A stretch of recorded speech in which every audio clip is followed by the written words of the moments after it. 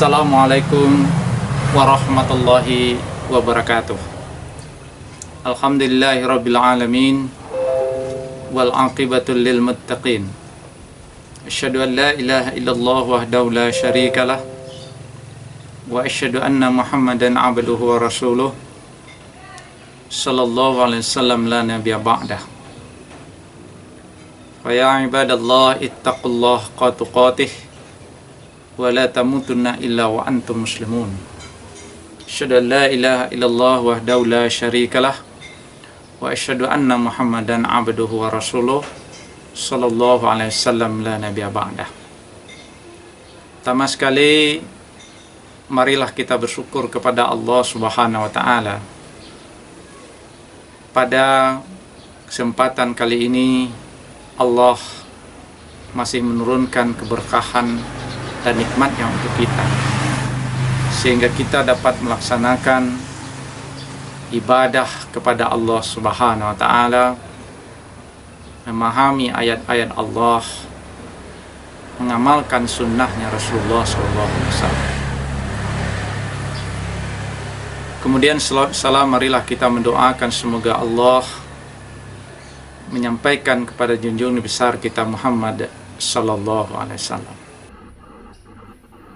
Kaum muslimin dan muslimat, para pemirsa yang dirahmati oleh Allah, pada kesempatan kali ini marilah kita kembali memahami ayat-ayat Allah Subhanahu wa taala terkait dengan bagaimana kita konsumsi di dalam Islam. Teori konsumsi secara ekonomi adalah bagaimana seseorang menggunakan baik barang dan jasa untuk memenuhi kebutuhannya, untuk memenuhi keperluannya. Maka dalam konsep Islam tentu berlaku bahwa sungguhnya Allah Subhanahu wa taala memberikan kepada kita kebebasan untuk melakukan ataupun mengkonsumsi apa yang telah Allah rezekikan kepada kita. Disitulah kita mendapatkan nikmat dari Allah Subhanahu wa taala. Tetapi kita harus tahu, ada beberapa rambu-rambu yang harus kita lihat. Harus ada nilai-nilai yang harus kita gunakan. Ketika kita lihat dan kita baca sejarah, ternyata Allah Subhanahu wa taala sebenarnya banyak memberikan kebebasan dan lebih banyak hal-hal yang diperbolehkan oleh Allah Subhanahu wa taala untuk dikonsumsi. Sehingga di dalam sejarah Adam dan Hawa, ketika Allah Subhanahu wa taala menciptakan Adam dan Hawa dan ditempatkan di surganya Allah, lalu Allah mengatakan, silakan kamu memakan apa yang ada dan silakan memanfaatkan apa yang ada di surga ini. Tetapi hanya Allah melarang satu saja, wala taqraba hadhihi sajarah, tetapi jangan kamu mendekati pohon ini. Sekian banyak yang diperbolehkan oleh Allah Subhanahu wa taala, maka Allah hanya melarang satu saja. Begitu juga terhadap manusia ini, Allah memberikan kulu washrabu, silakan makan, silakan minum. Maka sesungguhnya ketika kita mengkonsumsi, tidak ada istilahnya bahwa sesungguhnya jangankan yang halal, yang haram pun susah kita dapat. Ini adalah cara-cara pandang yang keliru. Padahal Allah Subhanahu wa taala lebih banyak memberikan kebebasan, lebih banyak memberikan kesempatan untuk makan dan minum kepada kita. Hanya Allah Subhanahu wa taala memberikan beberapa rambu-rambu yang harus kita jaga. Yang pertama, di dalam ketika kita mengkonsumsi rambu-rambu yang diberikan oleh Allah Subhanahu wa taala, hendaklah apa yang kita makan itu adalah makanan yang halal. Apa yang kita manfaatkan, jasa apapun yang kita gunakan, hendaklah jasa yang halal. Apa yang kita makan, tidak boleh makanan-makanan yang haram. Apa yang kita peroleh, apa yang kita gunakan, haruslah diperoleh dengan cara-cara yang baik.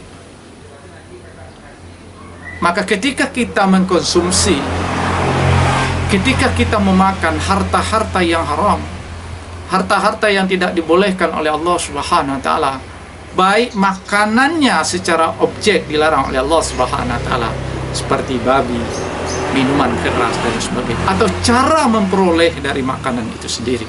Misalnya memperoleh dengan cara mencuri, memperolehnya dengan cara merampok dan lain sebagainya. Maka ketika kita memakan harta yang tidak dihalalkan dan mengkonsumsinya, maka sungguhnya dia memberikan akibat di dalam kehidupan kita. Akibat secara ibadah, maka sesungguhnya ibadah kita, ketika darah yang mengalir, ketika daging yang tumbuh dari adalah harta-harta yang haram, maka sesungguhnya ibadah kita oleh Allah Subhanahu wa taala akan tidak diterima. Ibadah kita kepada Allah Subhanahu wa taala menjadi sia-sia.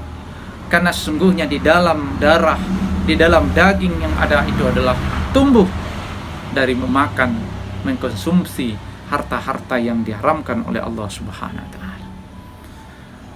Dan yang kedua adalah Allah Subhanahu wa taala ketika kita mengkonsumsi harta yang tidak baik, harta yang tidak halal, harta yang diharamkan oleh Allah Subhanahu wa taala, maka doa kita tidak akan dimakbulkan oleh Allah Subhanahu wa taala. Dalam satu riwayat jelaskan, ketika ada seorang yang dia itu berdoa khusyuk di dekat pintu masjid, di sudut masjid, seorang musafir, pakaiannya compang-camping, lalu dia berdoa kepada Allah Subhanahu wa taala, "Ya Rabb, ya Allah, ya Tuhanku." Lalu Rasulullah bertanya kepada sahabat, "Wahai sahabat, kamu lihatlah orang-orang yang berdoa di dekat pintu masjid, di sudut masjid itu.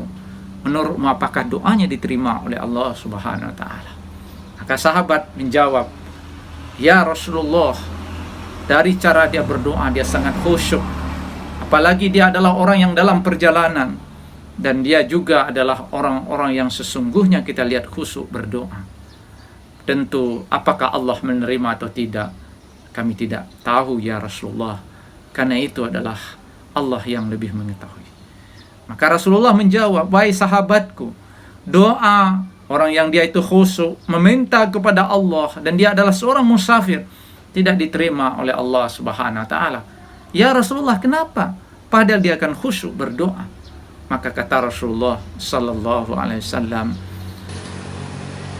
doa dia itu tidak diterima, tidak dimakbulkan oleh Allah Subhanahu wa taala, karena sesungguhnya dia di dalam darahnya, di dalam dagingnya tumbuh harta, tumbuh dari benda-benda yang dia konsumsi, dari benda-benda yang tidak halal atau yang diharamkan oleh Allah Subhanahu wa taala.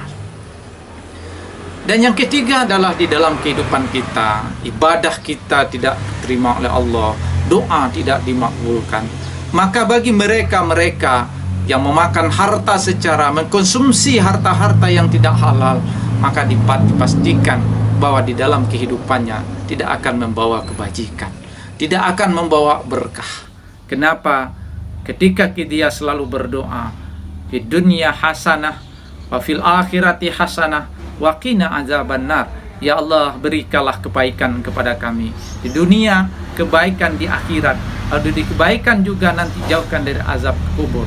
Tetapi ketika dia memakan harta yang tidak dibenarkan oleh Allah, ketika dia mengkonsumsi harta-harta yang diharamkan oleh Allah Subhanahu wa taala, tentulah akan menjadikan kehidupan tidak nyaman.